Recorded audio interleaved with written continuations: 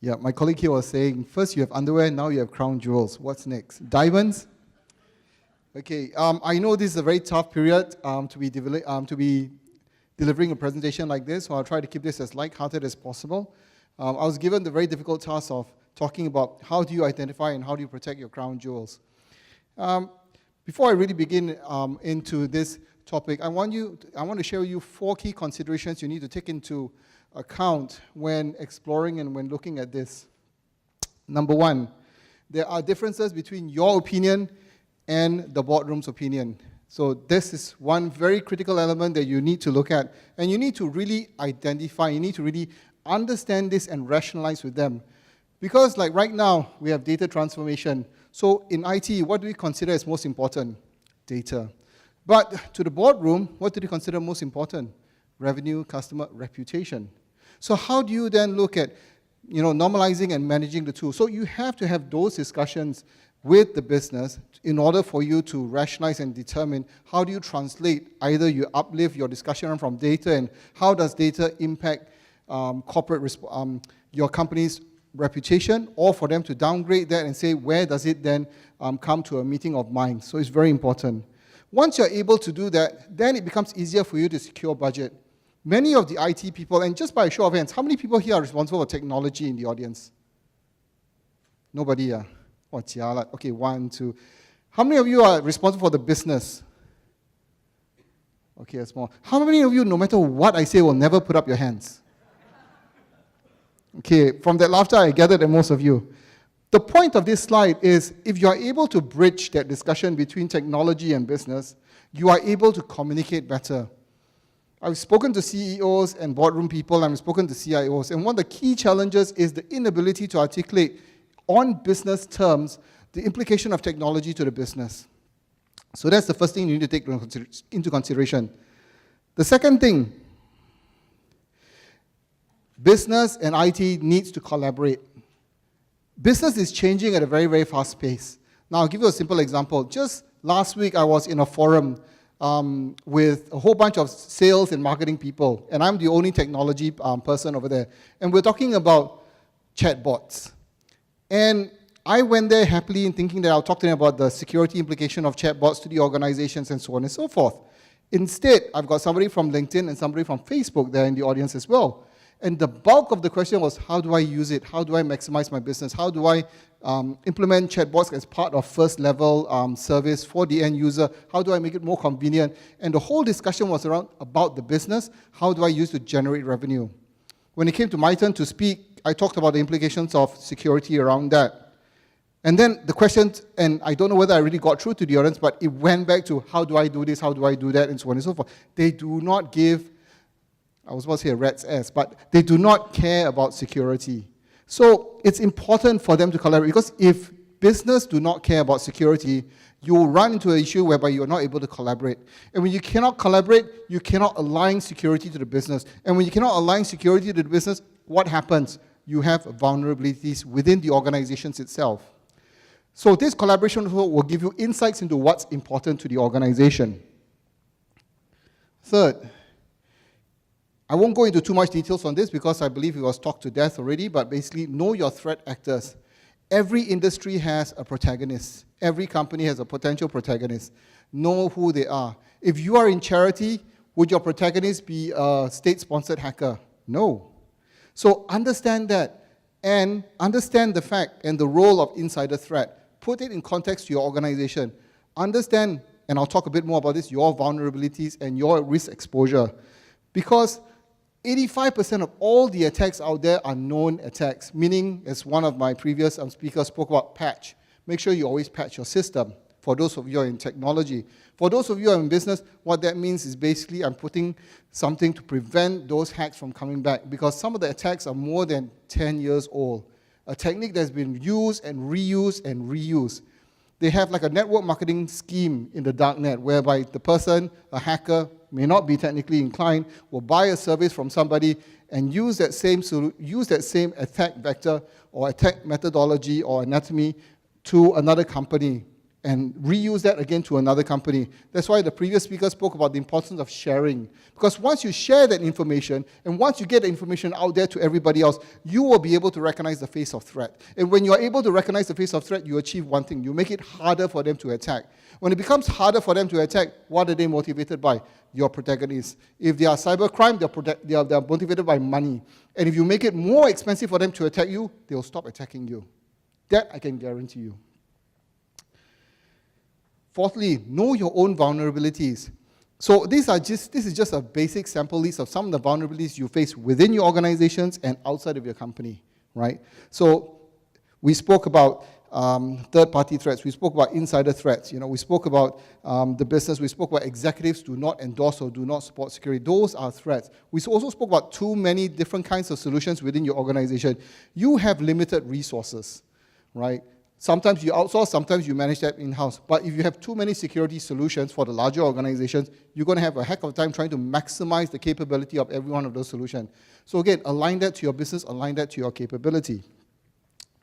Then with new and emerging threats on the rise outside, IoT, the increase of the attack surface, then with new solutions and services coming to the market, chatbots, for example, quite scary actually, and the rate of change of your industry.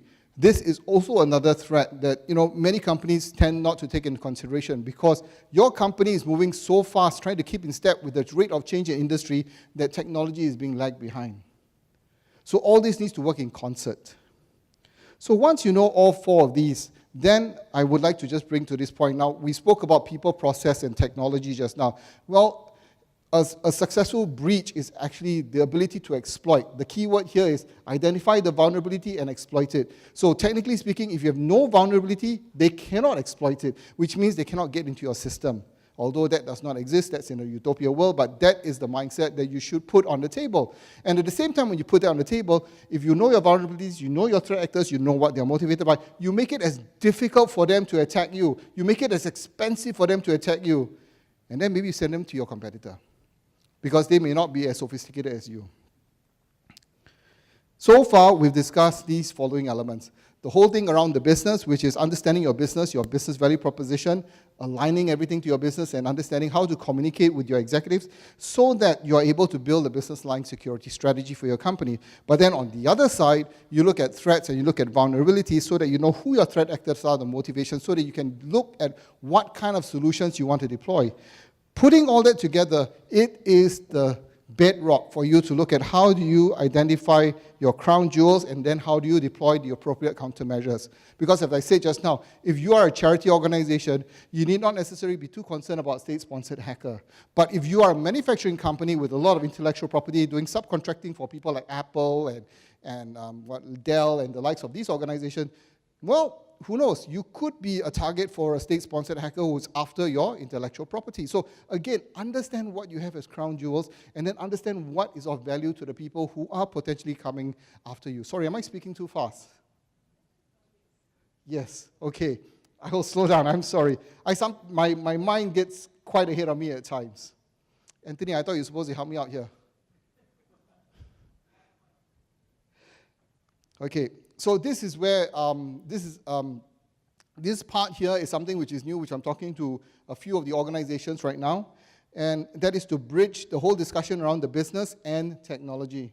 So when you think about the business, right, we always think about what are they doing, but I would like you to look at what are the different models that your company is using, right, to determine what is important to the organization. So I'm just using this as an example, the BCG matrix. I mean, all of us, I'm sure, have some level of familiarity with what it means, right? It's all about identifying your question marks and then your rising stars, and then looking at what can be converted to a cash cow and then what you divest. This is, from a business standpoint, what product, what services, what initiatives brings money to the company, helps you to grow your market share. If you understand this, then what you can do is that you can identify the necessary assets, digital assets, digital business relationships, whatever the different elements are, the business workflows, that supports this initiative that brings value to your that brings value and delivers value to your customers. If you can do this and understand this, and over here, right, this is where you start to engage with other people outside of technology. You talk to the business owners, you talk to the product heads, you talk to CFO, you talk to the risk officer so that you can ascertain, okay, this program, how risky is it? This program, where does it stand? You learn to talk the different lingos, and at the same time, you learn to sow the seeds of security at the beginning of the program. Let security not be a cobbled on, hammer on at the last minute. Oh shit, we need to, excuse me. Oh no, we have to do this at the last minute. We need to now implement security when it was not taken into consideration up front, which is something many organizations sometimes, until today, still tend to forget to do. Once you understand this, so let's say you identify program A, right, as a cash cow or as one of the rising stars for your organization. Next, what you do then is you put a simple heat map like this, the probability of attack and the impact to the business when the attack happens. And underneath that program, identify all the different assets. Because when you identify all the different assets, you think about it from this standpoint. If this asset that's driving this particular very important program is being attacked, how will it compromise the performance or the ability to execute this program? You start doing logical elimination from there. And from there, you'll find that you can slowly identify and prioritize your assets. Now, till today, I still encounter even large organizations who are not able to tell me clearly and succinctly what are their crown jewels. And that's why I say this is not an easy topic, which I'm trying to make it sound very easy. Okay? And when you put into a map like this, right, then you have clarity in terms of what's really important and what's not so important. And with your limited budget, you can then decide what strategies you want to deploy, whether you want to outsource or whether you want to insource. But at the same time, it gives you clarity in terms of where should you be spending your money on. And then you can take that to the boardroom, you can take that to the executive and articulate to them, I'm trying to do this to protect this particular program that generates $6 million. It goes a long way and says, I need to refresh my firewall, or I need to buy something else. Then it becomes very, what you call it, point solution oriented. Once you have that, and once you understand that, then you look at what are the different threats out there, and then deploy the right countermeasures. The previous speaker before me actually spoke a bit about this, so I will not go into too much detail. I think it was James who actually talked about this at some length. So just identify that. But the thing I want you to think about as well is that when you think about the different threats, think about your business. If you are an e-commerce company, you cannot afford downtime, right? So therefore, you definitely need to look at DDoS mitigation. You need to look at protecting your firewall, protecting your e-commerce websites. You need to look at protecting the payment gateway, how the information is then translated back to your logistics, who does the delivery. You need to think about the business workflow, and that's why I go back to the earlier discussion about understand your business. And how does your business look like? A generic way of looking at it would be to map it like so. You have your supply chain, you have your HQ, you have your different partners and branch officers that then reach out to the end users, and you may deploy some of the things on the cloud, or you may not deploy some of the things on the cloud, right? You may be looking at, building security around the entire environment, but very, very, very important, right? The previous speaker talked about testing and assessments and assurance and so on and so forth. Also is visibility. You can only protect yourself against what you know. Anything that you don't know, like one of the speakers said earlier, 128 days it resides in your environment and you don't know about it. If you are not able to identify what are the indicators of compromise within your organization, if you don't know that you have data leakage going to Russia when you have no business in Russia, you can't do anything about it. And that is why visibility of everything that's happening within your network is absolutely critical. So you need to achieve that in order for you to deploy your security, and at the same time, stay agile, work with the business so that you can constantly amend and dynamically be in step with the business. So my key takeaways, finally. Cybersecurity is a business initiative. It's a company-wide focus. I remember the other time when I was talking to one of the banks, he was telling me when he gets a letter from MAS, who is that letter addressed to? Can anybody guess? That letter was attention to the CEO of the company.